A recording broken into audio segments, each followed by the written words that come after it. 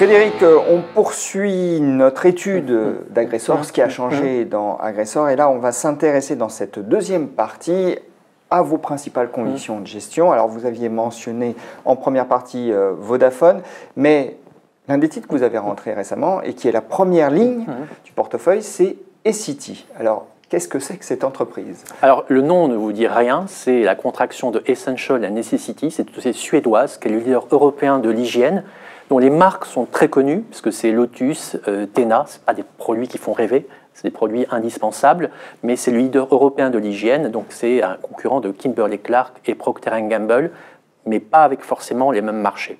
C'est une grosse capitalisation. C'est une capitalisation de 25 milliards. Donc c'est ça qui est intéressant, c'est que c'est un titre important, mais pas très regardé. Vous regardez les principaux actionnaires, c'est essentiellement des fonds suédois. Je doute qu'à Paris, il y ait une SICAV qui est plus de 5% dans Essity. C'est une société qui est intéressante rien que pour un aspect. C'est qu'on voit que dans les biens de consommation, vous avez beaucoup de disruptions qui affectent le modèle économique des agences de publicité, des chaînes de télé, des distributeurs. Mon point de départ sur un titre, c'est toujours de se dire, est-ce que la concurrence augmente ou diminue?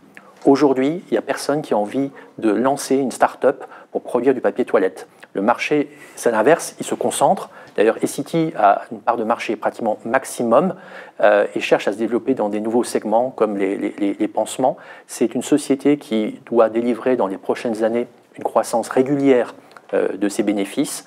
C'est en fait la séparation de l'activité hygiène d'un groupe qui s'appelait SCA.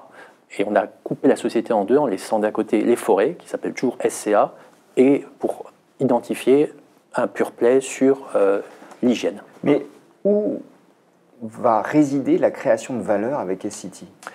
Parce qu'on est sur des marchés plutôt matures, non? On est sur des marchés matures, donc c'est clairement, mais qui correspondent à des besoins essentiels. Donc on a une croissance régulière du chiffre d'affaires. Ils ont deux activités, ce qui s'appelle personal care. L'idée, c'est 3-4% de croissance par an.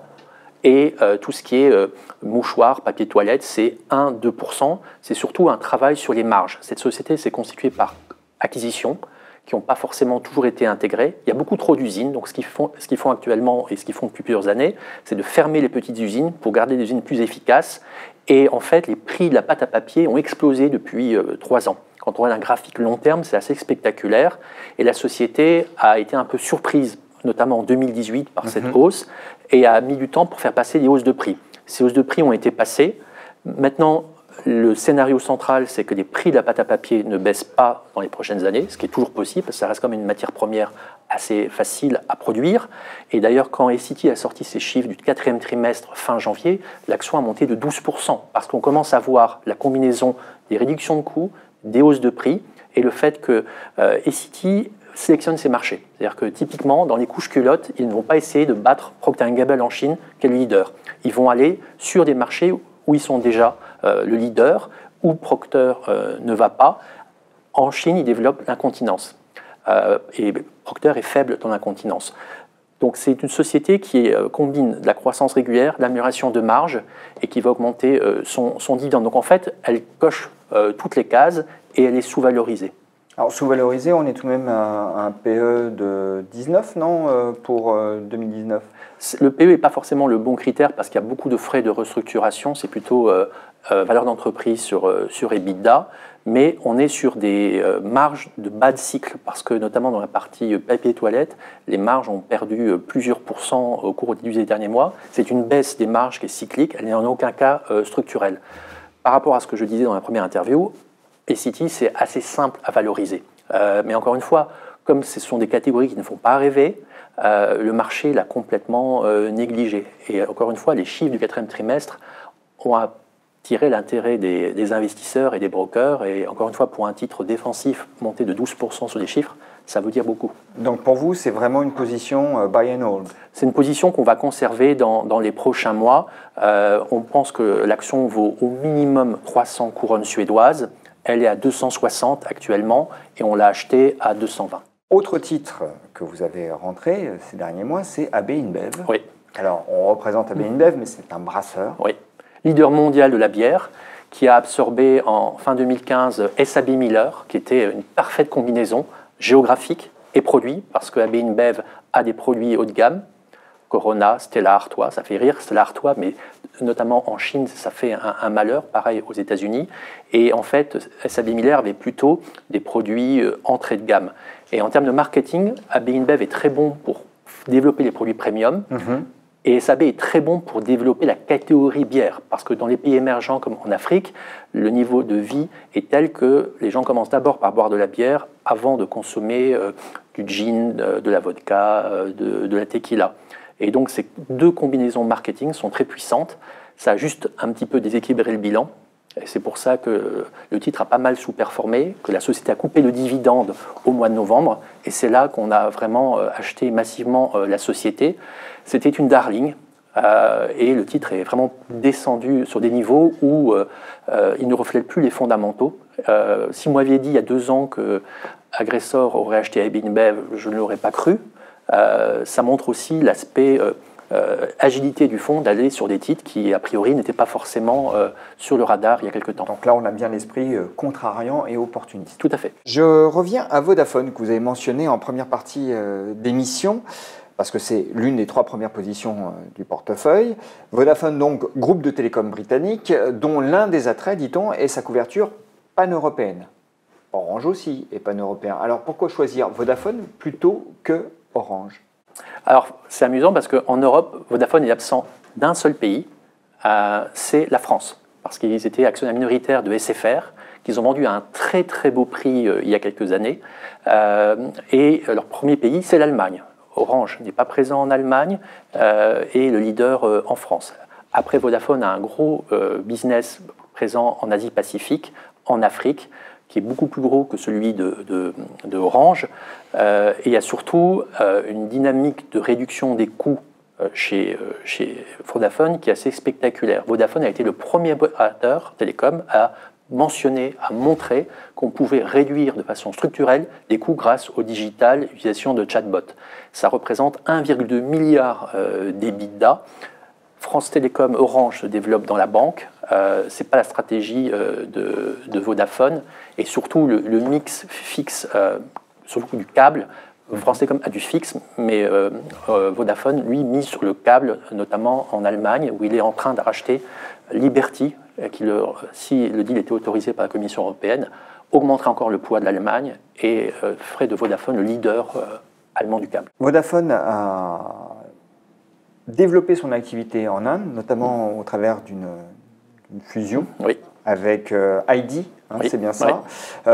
Cette opération interroge un petit peu le marché.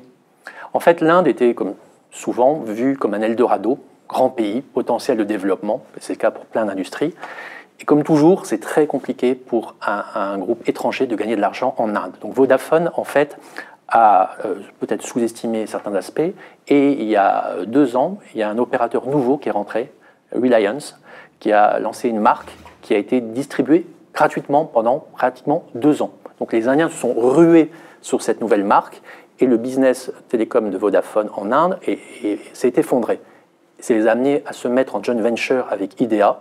Maintenant, la compétition s'améliore, mais donc Vodafone est maintenant minoritaire, a déconsolidé l'Inde, et donc aujourd'hui, c'est vraiment plus un facteur important dans la valorisation. L'activité est cotée, et Vodafone le reflète dans ses comptes. Peut-être qu'un jour, ils vendront. Moi, ce que j'aime bien chez Vodafone, c'est que des gens qui ont une bonne allocation de capital dans un secteur où c'est rare. Quand on regarde, ils ont vendu à un prix SFR qui est un prix record, ils en avaient la minorité, et surtout, ils avaient une minorité de 40% dans Verizon Wireless.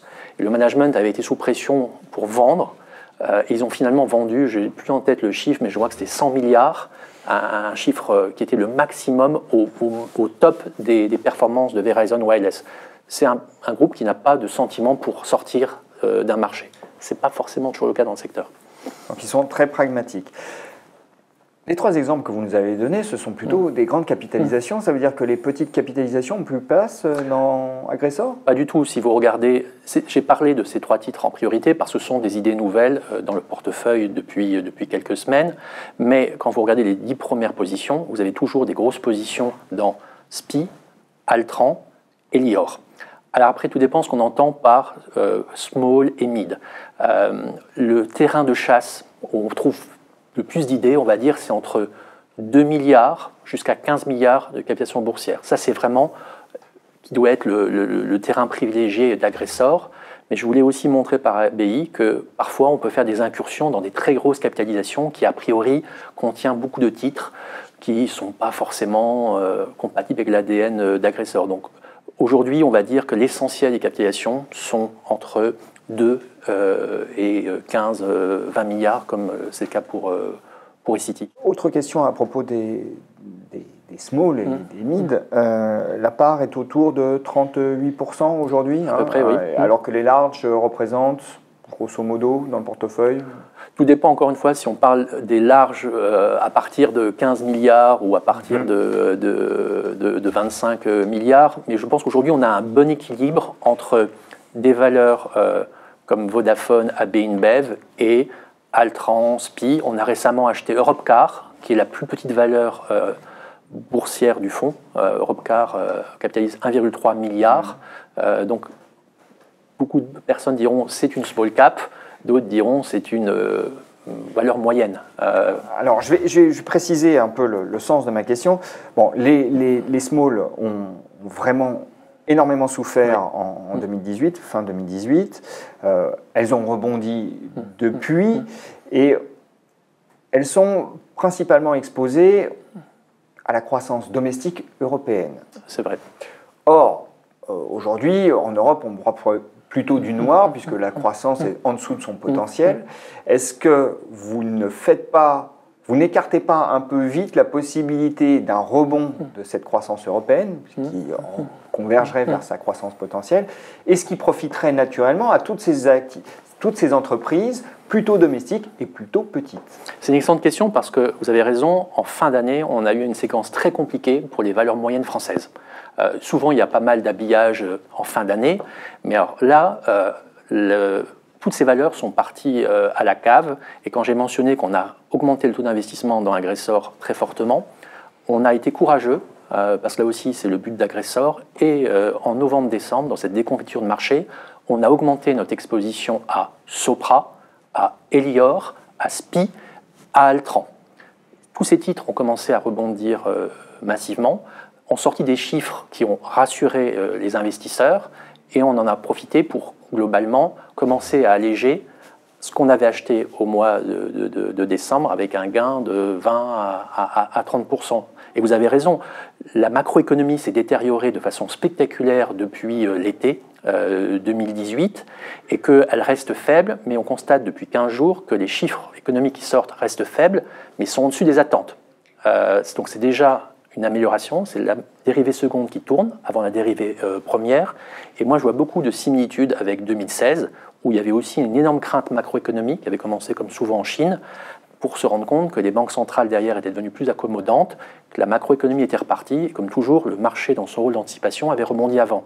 Donc c'est pour ça qu'on n'a pas capitulé, et au contraire, on a renforcé ses positions, et on pense que ces sociétés présentent, comme SPI, des perspectives vraiment intéressantes. Frédéric, je vous remercie pour toutes ces précisions. On aura l'occasion sans doute de vous revoir ces prochains mois pour un nouveau point et voir comment Agressor s'est comporté. Avec grand plaisir. Merci.